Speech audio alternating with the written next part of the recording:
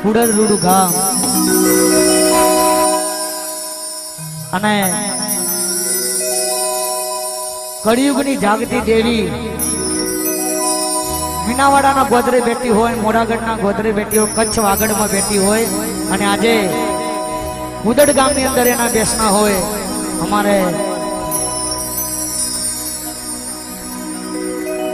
અમારે ગોદાવરી બેન